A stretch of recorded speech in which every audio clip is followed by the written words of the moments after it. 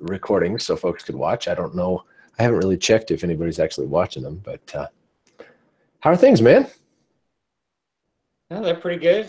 My wife and I actually got a night out yesterday, so Nice. that was really nice. Cool. Been a Doesn't happen while? often. Yeah. Yeah. Um, we actually went to see John Williams conduct in concert. Oh, John Williams, the Star Wars man. Yeah, Wow, that among had to be many cool. other film scores. Yeah. Wow, that's awesome.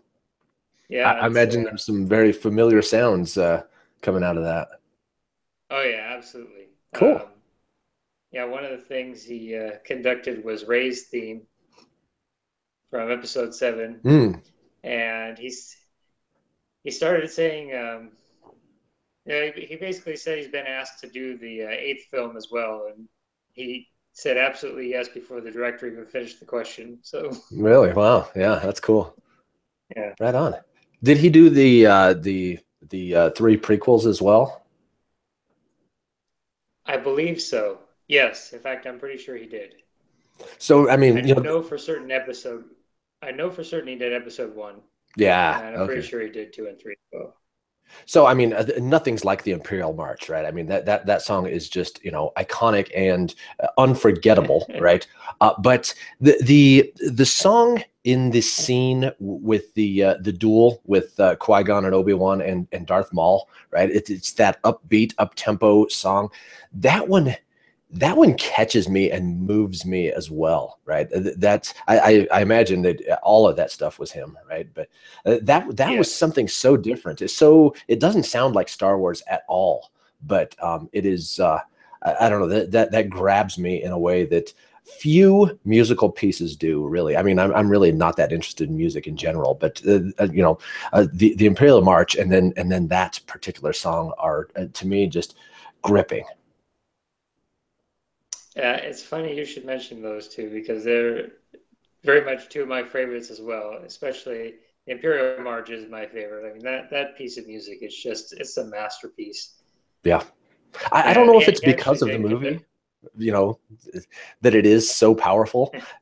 Just the association with Darth Vader and the foreboding and the terror that you experience from that song, or if it's really something about the music itself. But probably a combination of both. I think so as well. But if you listen to it, I mean the intricacy of it is just incredible. I mean there are so many different notes and instruments blending together. It's very impressive. So yeah, I Yeah, got to hear that one last night. That's my favorite. yeah, totally. I really enjoyed that. I do like Duel of the Fates as well. That's the one you're thinking of. Mm, nice. Yeah. Yeah, when my daughter got into playing piano, I was like, my gosh, Imperial March, I don't know if you even could play that on piano. So I went and searched YouTube, and there's this video of a guy in a stormtrooper outfit playing the Imperial March, and it is absolutely just breathtaking the way. And I mean, you can see how difficult it is. I mean, his hands are all over the place, just flying over that keyboard, right? Kind of the way I picture, who's your favorite programmer, right? The programmers in the movies with all the green screen of text and just banging on the keys, right? I mean, that guy's just all Oh over the yeah, place. But it was pretty remarkable. yeah, yeah. I'm sure you could do a rendition of it on the piano. I don't know. I believe you would definitely have to hit a lot of keys very quickly, but it would still never, of course, match the hearing an entire orchestra play it. Yeah, yeah, for sure. I'm going to find that video because it is worth throwing into the YouTube channel. It's so awesome. Or into the Slack. Yeah, the other thing I think you would love is so I've been to see him conduct a few times now. He does it every year at the Hollywood Bowl. And everyone, well, not everyone, but a substantial number of the attendees bring lightsabers. Oh, cool. And the concert's always, it starts at dusk. So it's quite dark and you see them just all light up, especially as soon as any kind of Star Wars music comes out, then they really all come out. Yeah. Yeah. That man, it's funny, the people who write the music are so unsung, right? I mean, I'm surprised that you could say the name of a musical composer and that I know who you're talking about. And I mean, I wouldn't if it wasn't for Star Wars, right? But they don't get the credits for those things, right? It's galling to me that you mentioned the name of a song, and like last week, right? I was talking about that song. I'm like, oh yeah, it's that Trace Adkins guy. Actually, I couldn't even remember his name, but I mean, that's the name that's associated with those things. And I had to look it up, and he didn't write the song, which bugs me, right? It bugs me that he's the one. I mean, I look at all of you hear Tom Cruise's name, right, on these movies, and no, man, the guy that wrote that story is the one that deserves the credit. At least J.K. Rowling gets her due and has been financially rewarded handsomely for her efforts. But it's most often, right, the most integral part of the story is the story itself, rather than somebody who can perform it. Oh, I absolutely agree. I mean, I've thought for a long time that it's the writing that makes or breaks a movie or a television show. Every Yeah. time, that by far they're the most underappreciated people involved. Yeah. Yeah, I think I may have mentioned this before in one of these calls, but I think if I was listing out my top 5 or top 10 favorite movies, 3 of them were pretty horribly acted. Well, I guess, I mean, really, all of the original Star Wars, well, and even the prequels too, right? The acting was pretty bad, right? I mean, Mark Hamill was, I'm sorry, but and even Harrison Ford, there were some redeeming qualities, and ad-libbing the I know, that kind of stuff was, but I don't know, I found most of it pretty unconvincing. Nonetheless, I mean, it's a story that is just you can't ruin it, right? You cannot mess up something that is as beautiful as that, right? Michael Crichton with Jurassic Park, right? I mean, the nasty Laura Dern, when she's hobbling around, kind of jumping through the things, when she's supposedly running for her life from raptors, it's a distraction, but man, such a breathtaking film that it doesn't, it doesn't hurt it that much. It's still one of the best ever. Absolutely. It's funny you should mention, J.K. Rowling. And I know you really enjoy Harry Potter. Well, John Williams did the music for those films as well. Ah, yeah, nice. Yeah, my And daughter Jurassic just yesterday was playing some of the Harry Potter music on her piano, and yeah, it's pretty good he, stuff too. he also composed the score for Jurassic Park as well. Wow, he's done everything. Yeah, man, that guy's very prolific. Yeah, yeah. That's probably why you're familiar with his name. Yeah.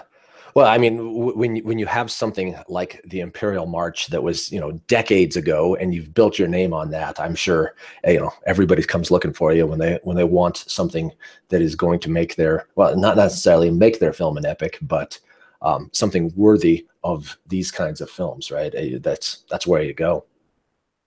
Yeah, absolutely. Yeah.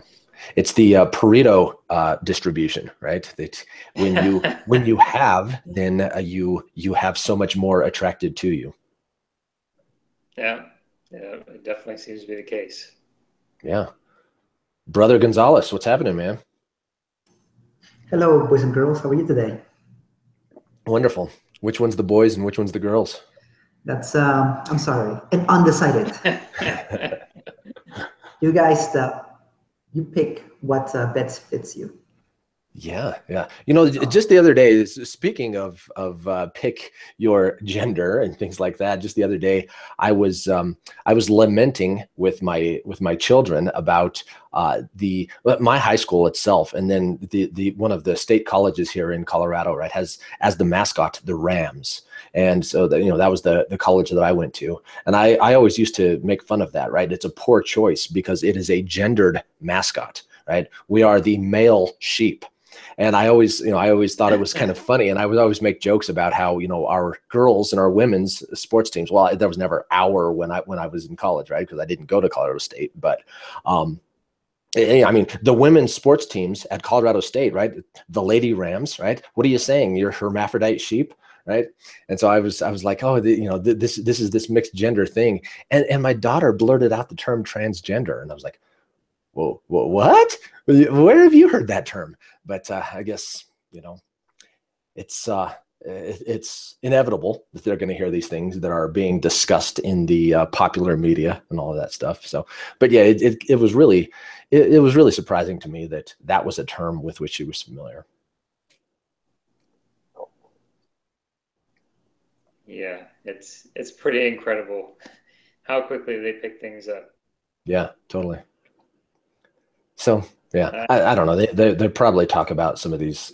The schools are kind of sharing the message of inclusion and stuff, and you know, right or wrong, that the the messages reach them at early ages.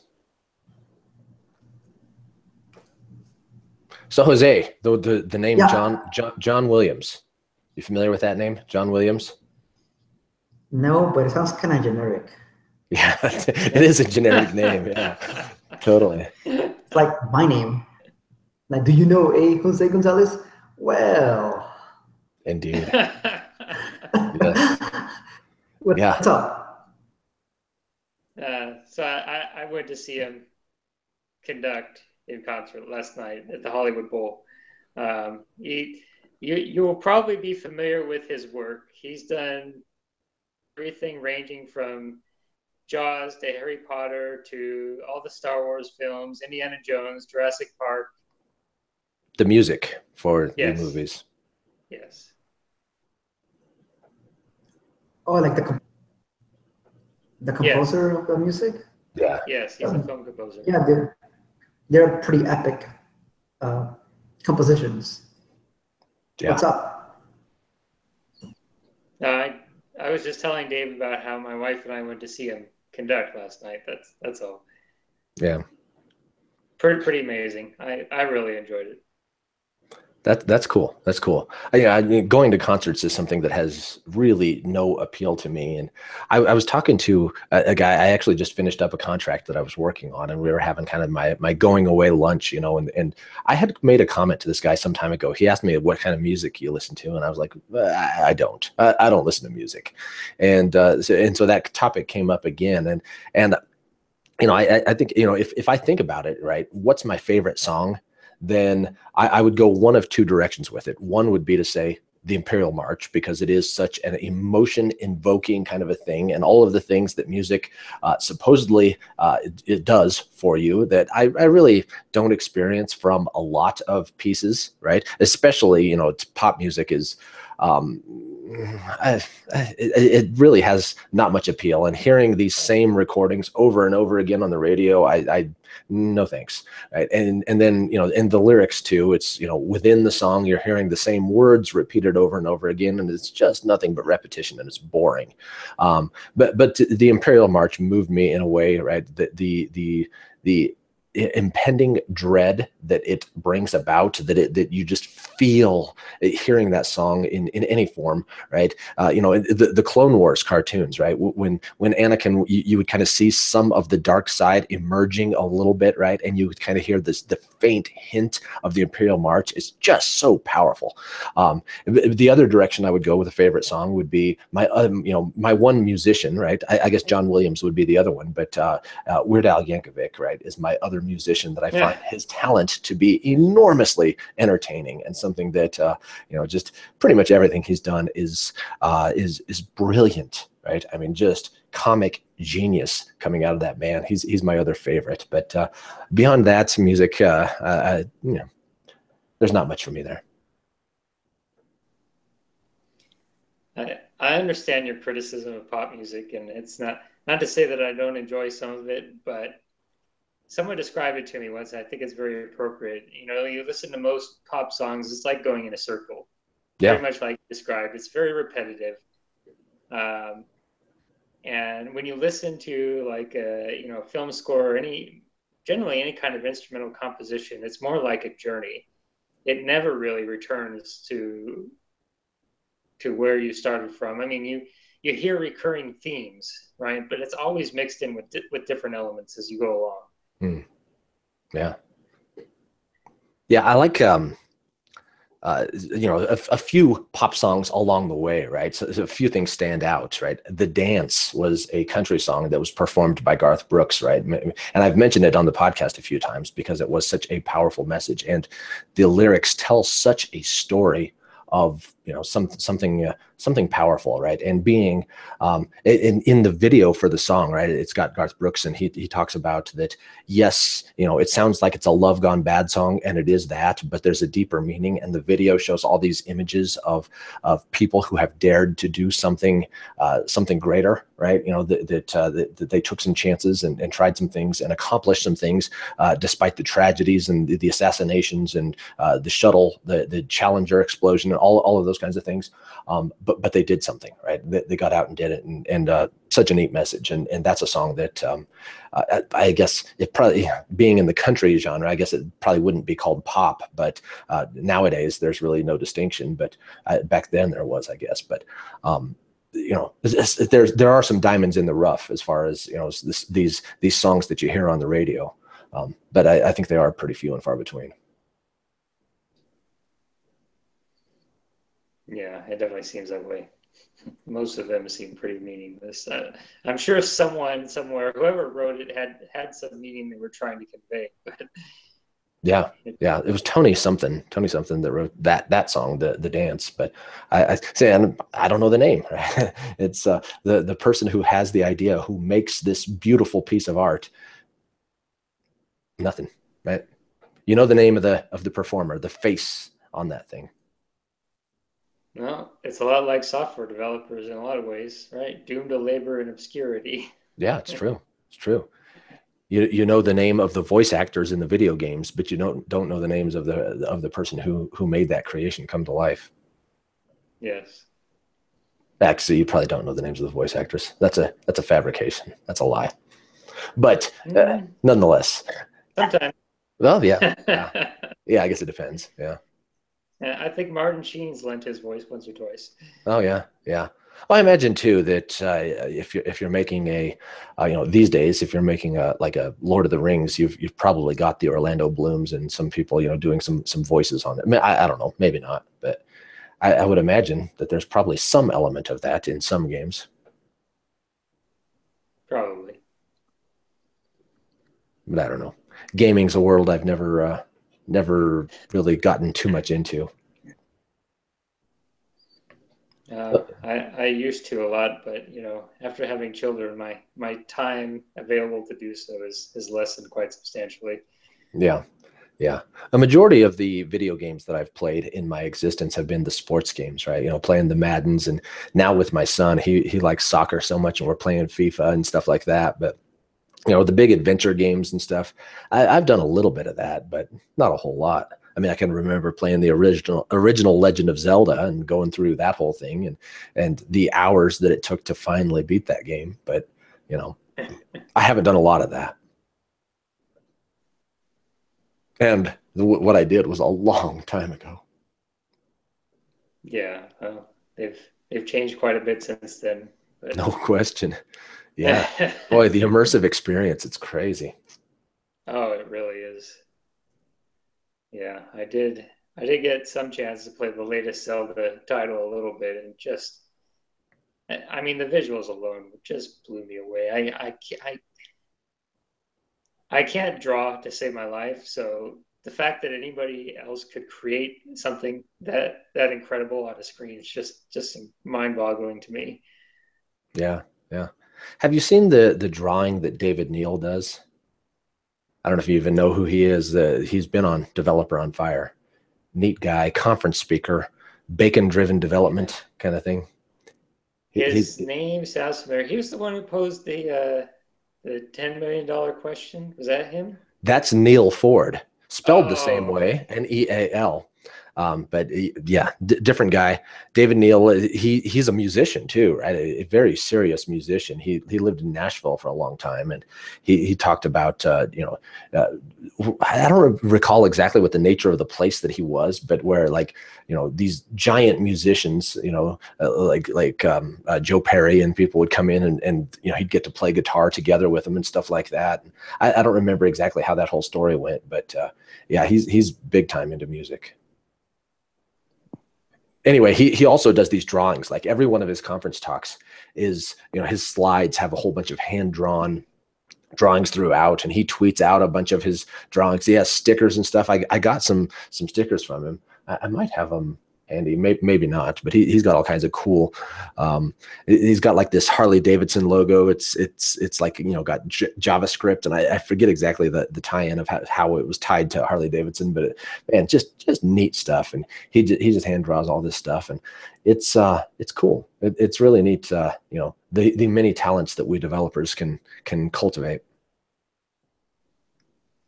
Yeah. Well, I mean, like I said, being someone who has no real artistic talent at all, I can definitely appreciate those who do. Yeah. It's pretty incredible to see what they can create. Yeah. Yeah.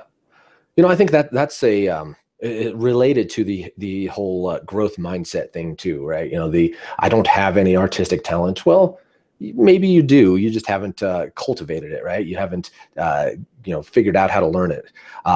Feline on the show, right, when she was talking about that writing or that writing software is not that different from writing, and I thought, man, that is so neatly said, right? And she gave a talk on it that writing is or software and writing have a lot in common.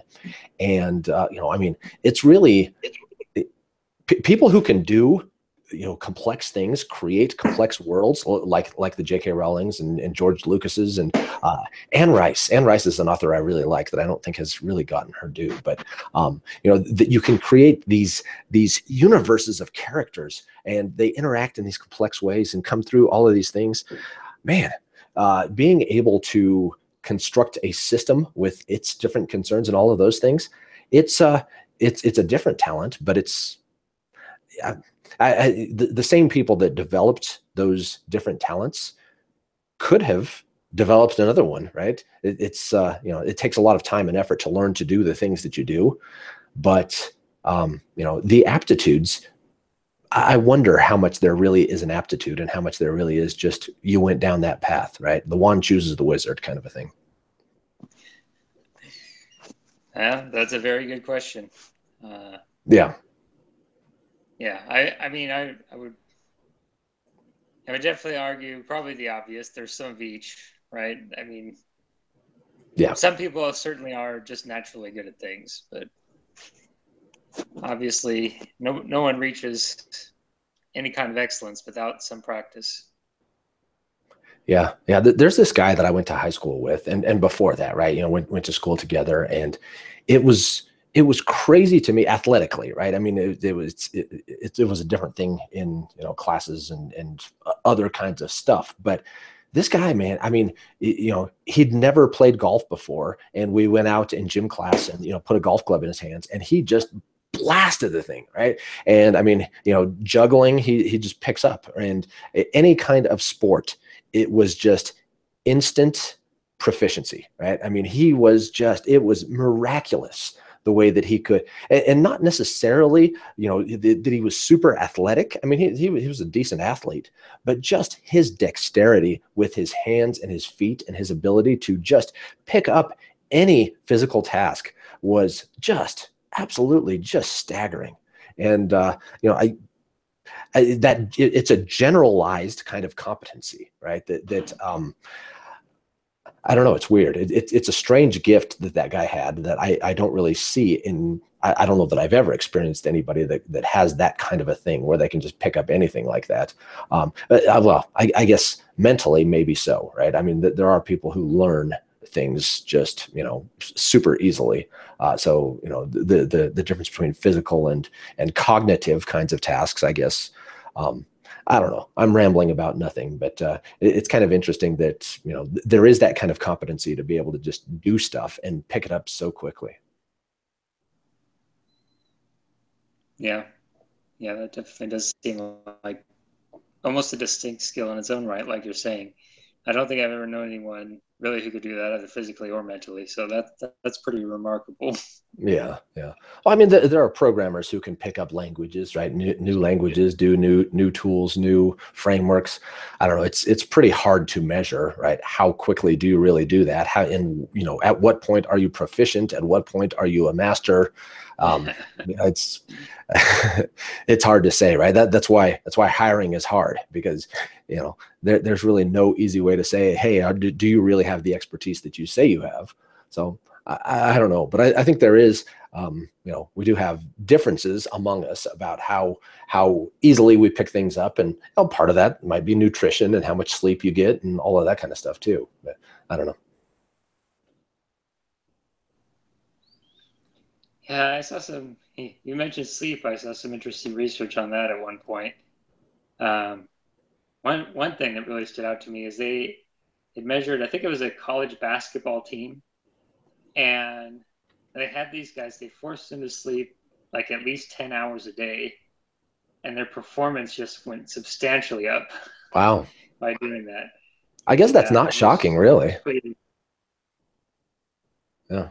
I suppose not, but man, given if that is the amount of sleep required for superior or optimal performance, how much are we all underperforming because we don't sleep enough? Yeah, totally. At the same time, right? I mean, I sleep for 5 to 6 hours, and I can't sleep anymore, right? I mean, I wake up and I can lay there for another couple hours, but I'm not going back to sleep. So I don't know. I do sometimes take naps, and I think that's probably optimal for me, is to maybe get a little bit in during the day. I don't do it as much as, I mean, it's not a regular habit, but I do know that sometimes I feel like I need it. And if, the schedule affords, and I'm, not in somebody's office and having to stay up and all of those kinds of things, that, yeah, I really do enjoy laying down for, 30 minutes to an hour, in the afternoon. That's it helps, and it's good.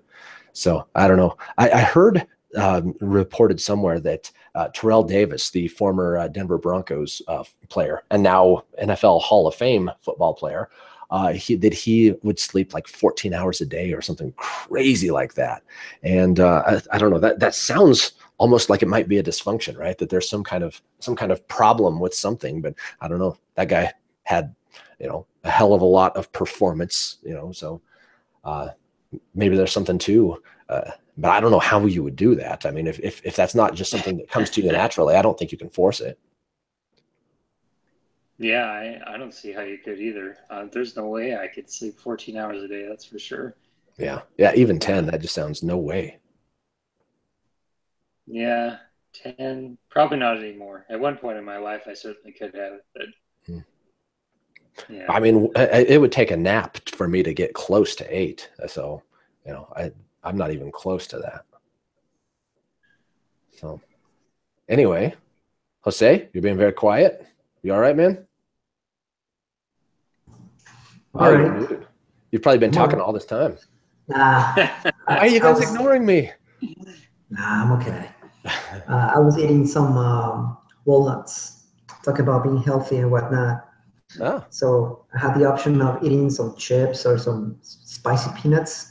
I'm like, nah, I'm gonna have walnuts instead. And I was pretty hungry, and now I'm not that hungry anymore. So they work pretty well.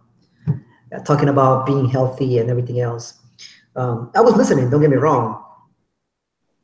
Um, so don't think that I'm just like ignoring you guys.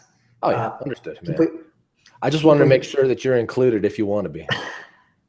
Oh no, definitely. Otherwise, I wouldn't be in today, man. Yeah. But what is it? Uh, one of my ex acquaintances now, I guess. He, we were having I mean, like physical one, right? Not through online. And everybody was talking about whatever topic it was, right? So everybody was going back and forth their opinions, and I was just there, minding my own business. I was listening, but that was spaced out. And then my ex acquaintance goes like everybody, stop for 1 second. You're all talking all this crap. But the one that I'm scared of the most is that guy right there, meaning me. He's been quiet all this time. This is not a good sign. Like, I know him. Something in that brain of his. And he put me at the spot, basically. So just like Dave, I'm okay. I always been that guy that's like in the group but quiet, but it's not like because I want, it's just like I'm listening. I'm just like, yeah, I guess that's ultimately the thing. You are not shy, and you will jump in. So yeah. it's a little out of character to for you to sit back and not participate. But well, that's the thing though, Dave. I before that people will mistake that, and I mistake that for shyness, right? I mean, I think we mistake that of others people who are quiet. I always say, the person that's the quietest, man, they usually have something valuable to say. They don't know how to take the first word out. But yeah, I used to do this all my life. I didn't realize this, right? Until a couple of years ago. And then I'm like, yeah, I'm not quiet at all. I'm not shy at all, as you already know, Dave. and it's just one of those things that you tend to believe because people tell me, oh, Jose doesn't say anything because he's shy. He's quiet because he's shy. Like, no, I'm not at all. And you believe that in your head all this time. So I was listening to you guys what you were saying about different habits, sleeping, learning, how some people can learn things, right? And some people take them a little longer to learn stuff. Worry of it takes me a little longer to learn something quick, but once I learn it, oh man, I'm all over it. I'm a slow learner basically. Different axes of effective Yeah, learning, right? There's speed, exactly. there's how deeply you learn, and retention, and yeah, there are different ways that you can be good at learning. Exactly. And what is it? I didn't know that about me, but I do. And just mastery and all this stuff, right? The way that I have understand mastery is different from expertise. What I mean by that is that, well, you already guys know about this book that I keep talking all the time about, right? It's about mastery. Is that one of the qualities of a master is when he or she makes what they do easy. When they make it look like simple and easy. And just like, it could be anything. It could be coding, right? It can be talking. It can be explaining. It could be teaching. And there are some people who, like you, they were saying, like your buddy, right? Natural talent to pick up stuff. I've seen it myself. Like you give them something, and man, they're up and running like that instant almost. And they never touched it before, right? Or done it before. And I have also seen people who have been doing the same thing and they just get good at it. And that's really what it is, right? A change of habit. Like you got to put in the time. Yeah. Like you were talking about the Denver's player. He's putting a lot of time.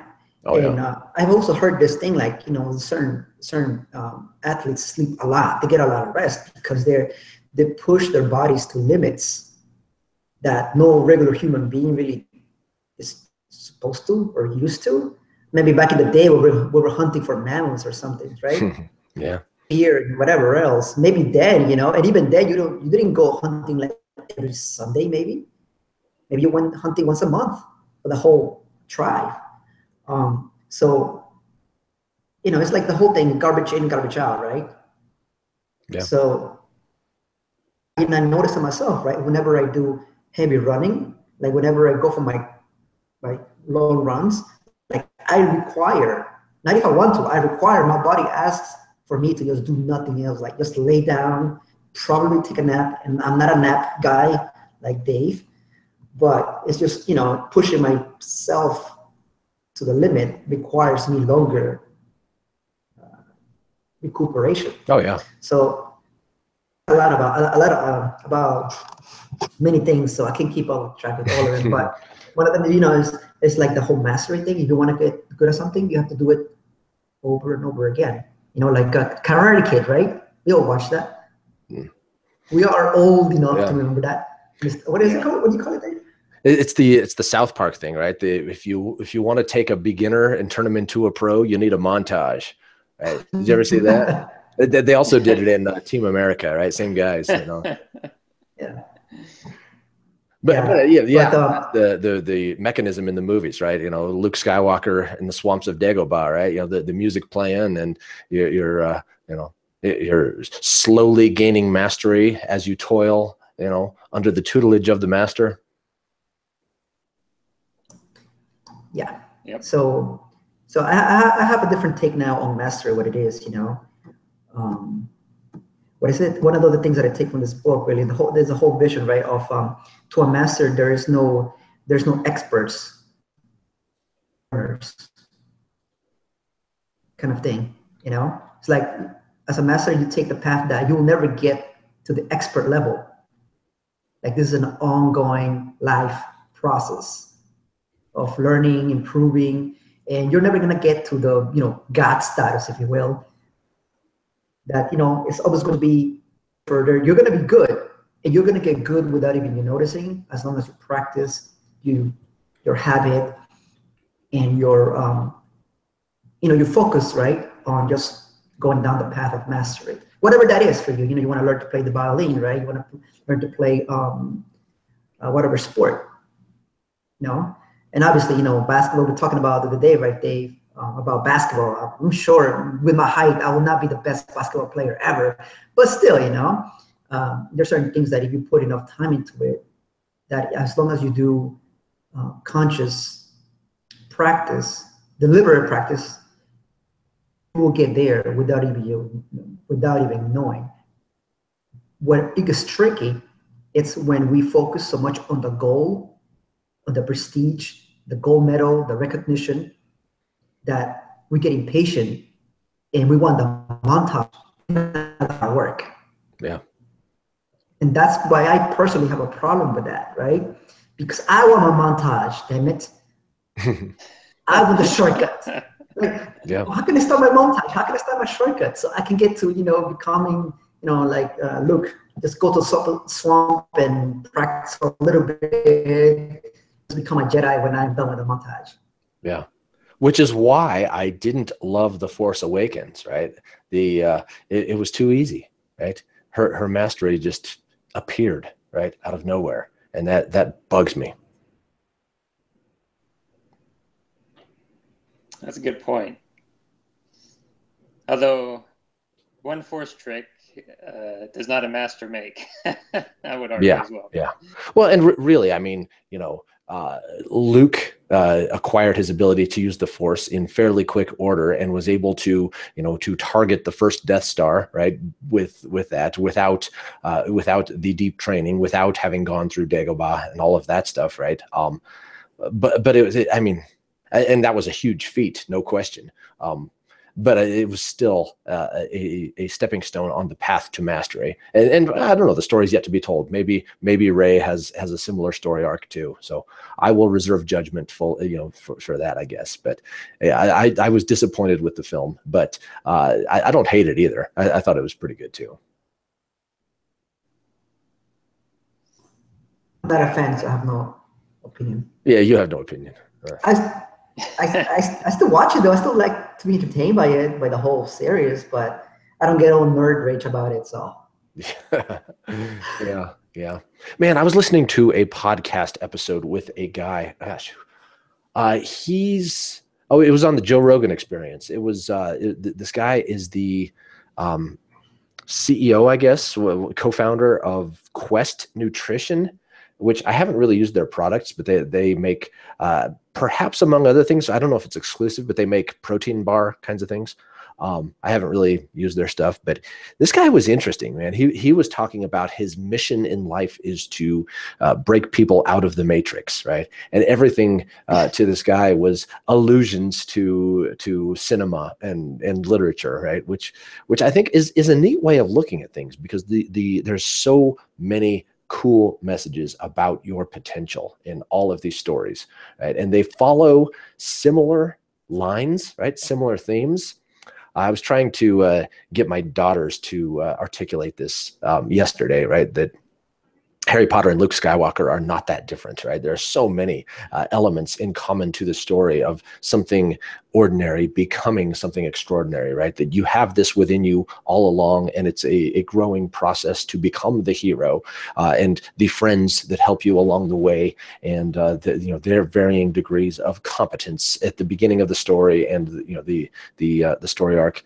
But it's this guy was I don't know. I'm intrigued by him. I want to hear more about him because he seemed to have his shit together as far as just recognizing the glory of the divine within the individual, and how that is portrayed in these stories that we cherish. And I don't know. The guy was cool.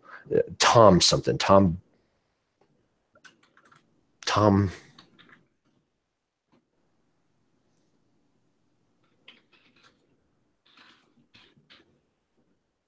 Bilyu, I think, something like that. Yeah, that's it. It's kind of a weird spelling. BilyeU. I don't know. Guy was cool. I was impressed. What were we talking about? I don't know. I think I completely derailed what was going on there, but that reminded me of him. We were talking about mastery, and so that's along the same lines. I mean, you were talking about people reaching the full potential within themselves. Yeah. You know, accomplishing great things, and when maybe many of us think that we can't even. Yeah, like your lack of artistic ability. Yeah, that's true. That you don't really know, right? You don't know that you lack artistic ability. You just haven't exercised it. That's true. So Not, I can. Oh, so go ahead. no, I was just gonna say it's probably not something I would choose to pursue it at any point in the near future either. But you're right. You never know. You never know because I've never been down that path. So Yeah. Well, I didn't know that I was a interviewer, right? That was a thing that was going to be, it's something I gave it a try, and it turned out to be a pretty kick-ass thing to do that I want to keep doing, So who knows?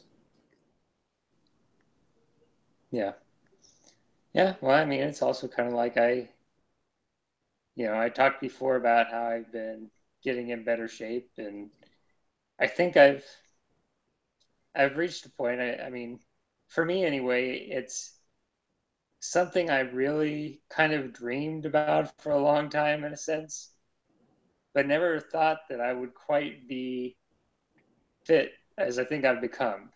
I mean, I've Nice. been in good shape before, but I've never been this lean really more than anything else. So I'm I'm very pleased with the progress I made, and for a long time probably never thought I'd get there.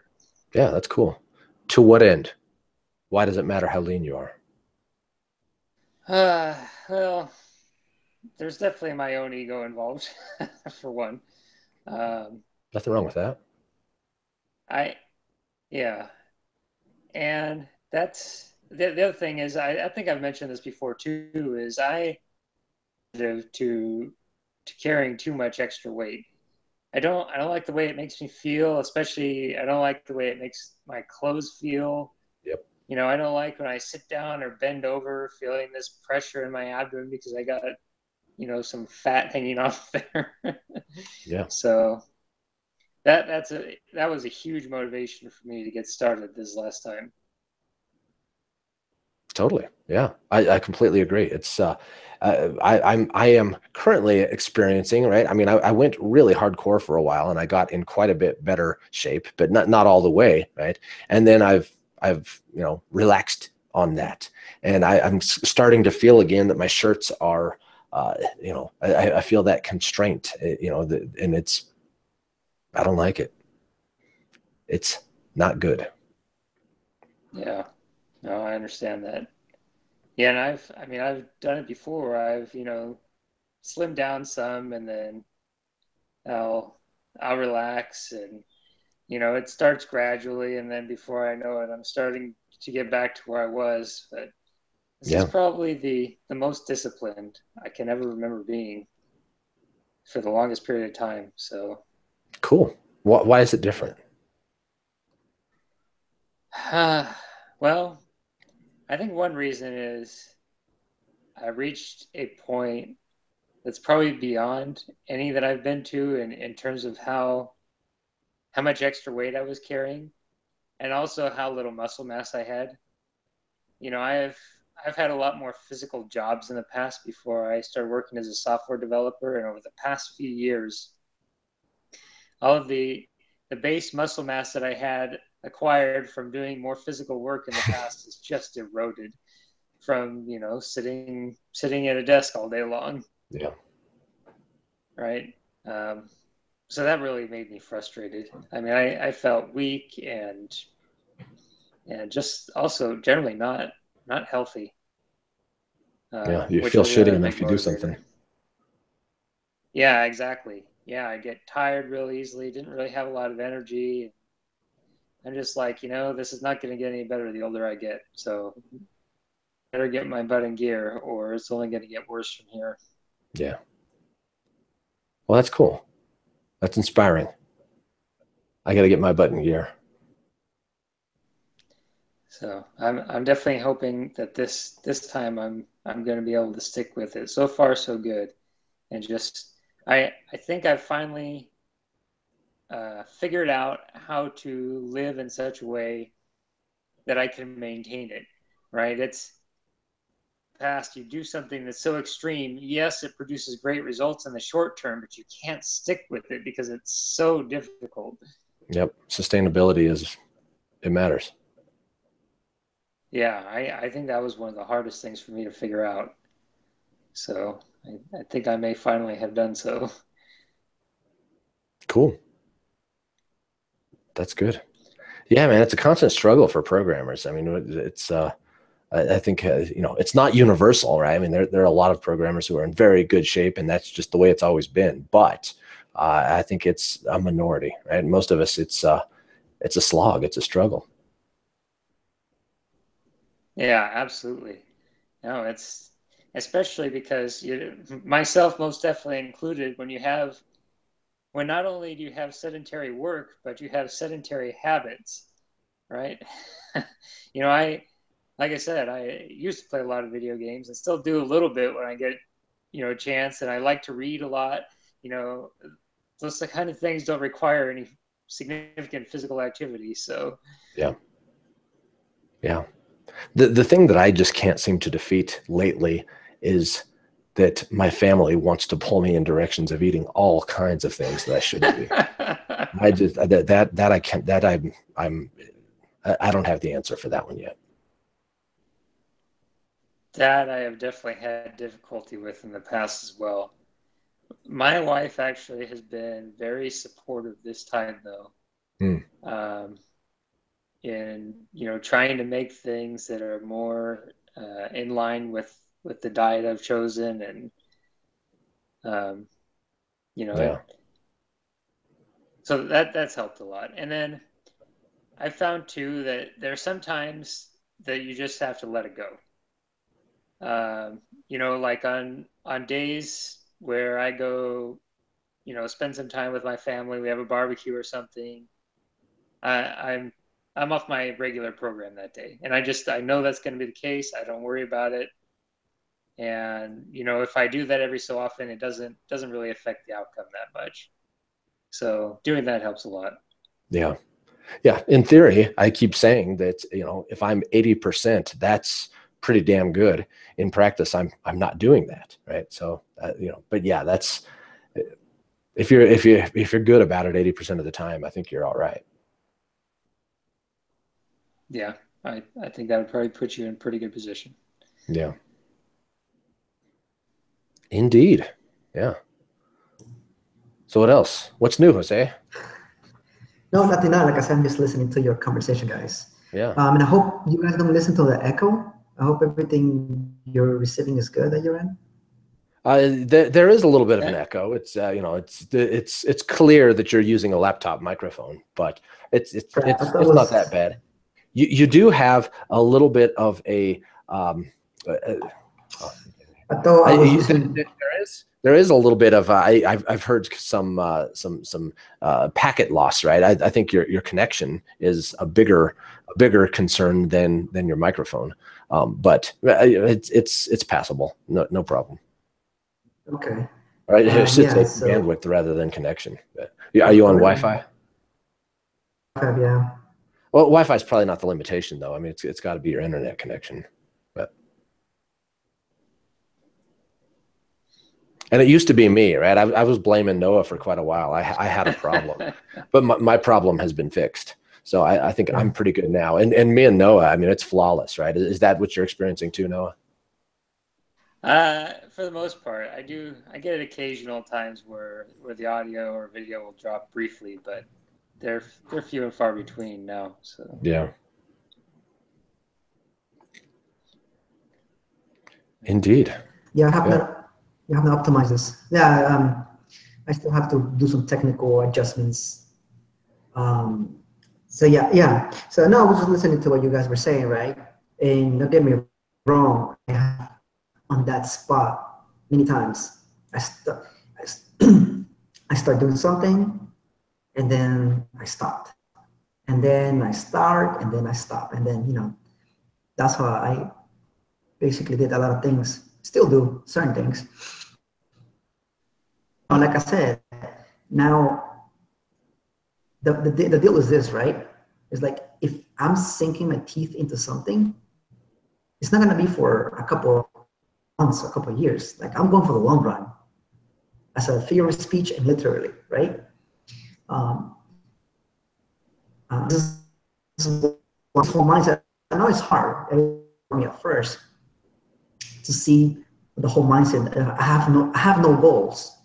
That does not mean you don't have checkpoints. That does not mean you don't have direction, right? This is like I was saying earlier, right? Because then we get so,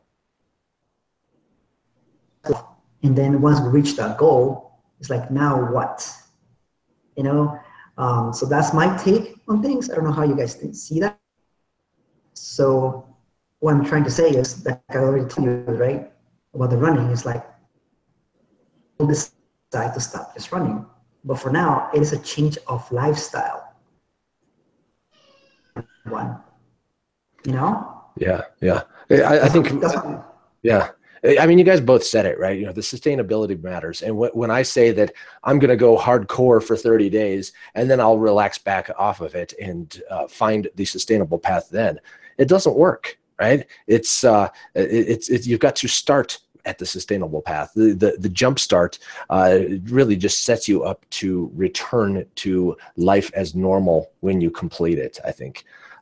So yeah, sustainability is probably needs to be built in as a feature right from the beginning, right? It's an architectural concern, not something to iterate on, right? Find your sustainability in the beginning. Yes, it's such a habit, basically. I think that's what you guys are going to, making it a habit.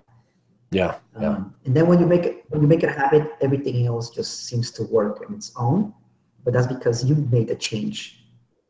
Eating the cheesecake, not eating, like you were saying, Dave, not eating family to eat all this good stuff. I'm also struggling that.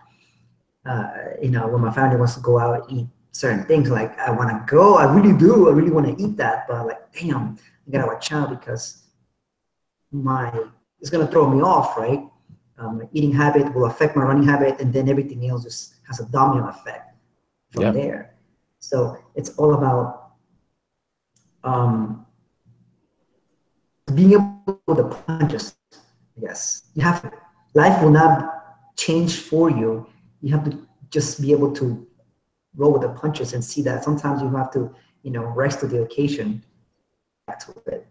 But at the end of the day, it's your choice, really. So it is hard. It is hard, constant, every day. Like in the book, The War of Art, right? The battle begins anew each day. Like it doesn't matter if today you won the battle or you lost it. Tomorrow it begins clean slate. Where are you gonna win it or are you gonna fail it? Yeah. The choice is yours. But, it's like a reset each time. That's how I like to think it. Like sometimes I'm like Noah was saying, right, about the running. or about the eating or whatnot, right? Whatever habit it is, that if today I mess up bad, like for example, today, you know, I was supposed to run, right? Let's say today, and instead of that, you know, I went out with the family, watched some game on TV, some football game now, you know, got some, chill some wings, you know, all the good. And then what am I gonna do tomorrow? Tomorrow I have two choices. Tomorrow the choices are simple. Either I feel bad about it and beat myself, judge the crap out of myself, just get up in the morning and go on a run. That's it. Or go to the gym, whatever you're doing, right? But the choice is yours, of what you decide to do. Forward from there. Actually, the approach that I'm trying to take, not being so harsh on myself, like allowing myself to make mistakes, not like on purpose mistakes, those mistakes that, hey, yeah, that was a bad thing to do, but I'm not gonna like ping myself, like beat myself for the rest of the day on it, and then move on from it and see what I can learn. Yeah. Does that make? So yeah. that's how I'm seeing it. Trust me, guys, this is hard. This is coming from a person, and other people that know me really well will say like, "What the hell are you talking about?" Because I'm, to this, you're your hardest. Like sometimes you're pretty good, but we are the hardest critic. I know I am. I used to be at least, right? But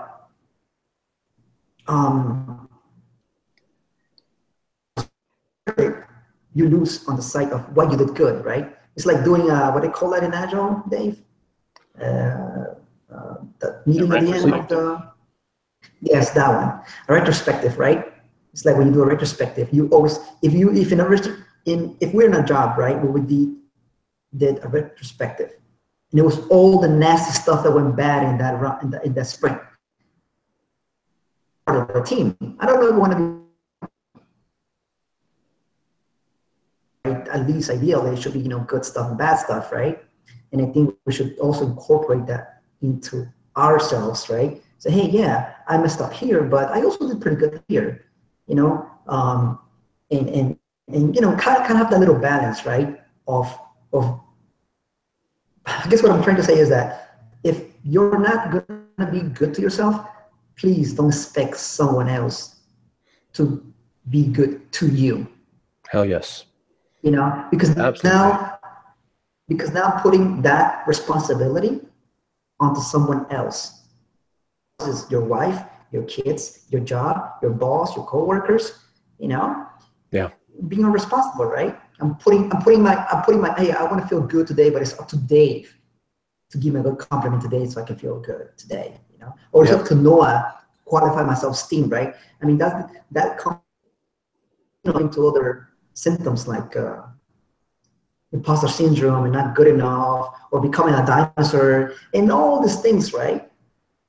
But if you're trying your hardest, your best, and being disciplined, then I believe, hey, I was better than yesterday. That should be enough, I think, in my book. Yeah, yeah. If you wouldn't say it to somebody else, then why the hell is it okay to say to yourself? Right? You are somebody too. You are somebody. That's important. And hell yeah. Yeah. Hell yeah. Well said, Jose. Yeah, no, once again, I'm doing a lot of reading, listening, audiobooks, and they talk about all these things, right? And what I notice is that once you start listening to multiple authors from different angles, like they all basically say the same or similar things, just in a different manner. That's what I'm learning right now. Like I learned this concept from somewhere else, but this guy or this girl saying it this way. Yes. Yeah. Start to they start to come together like, oh, okay, that's what it really means. In one of the exercises, right? I forgot which book it is. This is record yourself, with a phone, the voice recorder,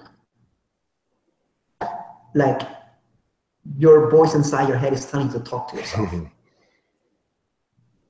Yeah. No, like hardcore, cool. Like you're such a this, such a that, whatever comes to your mind, good and bad, like just spill it out and then replay it, like maybe later that day or the next day. and then find out if you want to be around a person that talks to you. Yeah. Wow. And I'm like, damn. You know, so you guys, you know, it's like, and then you are like, do I really want to be around a toxic person like that? Well said. Yeah. Yeah, it's like those common elements of the the heroic story, right? It's the same thing with getting some of these common elements in these personal development type things. It's not that different.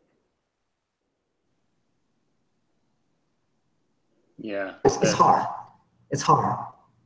It does because you're scared, right? Like, and I told my I was doing some talking with my wife earlier today, right? And I was like, you know what? My high school buddies, actually, they were pretty good people. I was the jerk in the group because all these years I thought they were the nasty ones. Like, I was telling my wife, like, you know what? I was a jerk. If I had been in their shoes, I would not have invited myself. Mm. As I said it like Wow. that, because I was like, damn, I acted like such a little, whatever, spoil, jerk, whatever. And like, yeah, I would not have. I mean, now in retrospect, like over 20 years later, right? It's like, I would not have invited myself because I was that bad. I was that whatever it was at that point in time.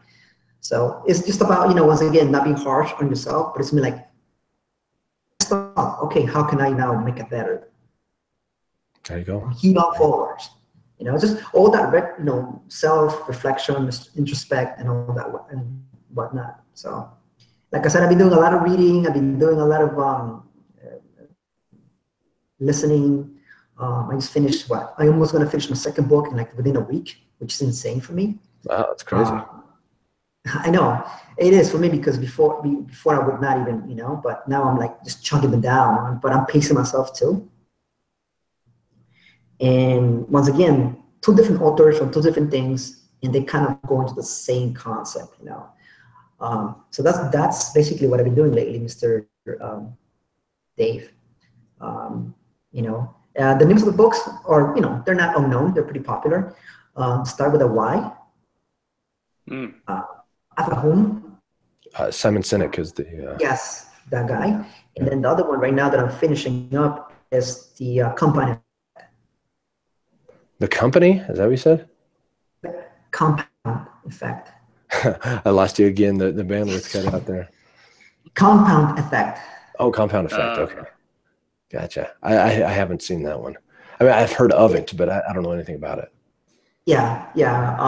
So, a lot of people from Developer on Fire kind of like always put them in the list. I'm like, wait a minute. A lot of people have been talking about the same book or books. So it's like, okay, I got to pick it up just for shits and giggles, If I spend my Audible credit, then whatever, right? My bad. But maybe it's good. Maybe it has value. And both of those books have really added some angles that I never really would have thought to see from. Cool. Yes. So yeah, that's what I've been doing a lot of lately. A lot of retrospective, a lot of like self-analysis and whatnot. Yeah. Digging my own thing. And the funny thing is that when somebody told me that this was a life-changing process, I did not believe them years ago. They were right. It has been a life-changing situation since then, and there's no looking back for me. Well, good job. You guys are rocking. I think I should probably get going here, guys. Okay. Go do some family stuff on the long weekend here. Yeah. So, yeah. We're all doing anything special? Nothing really. Just I think we're going to go to the park and play soccer. You mean that sounds special? Well, yeah. Nothing big deal, different kind of thing. Nothing out of the ordinary, I guess, is the gist there. Which I guess that is the definition of special, and one of them anyway. But yeah, that is special. You're right. All right, I'm going to stop the live broadcast.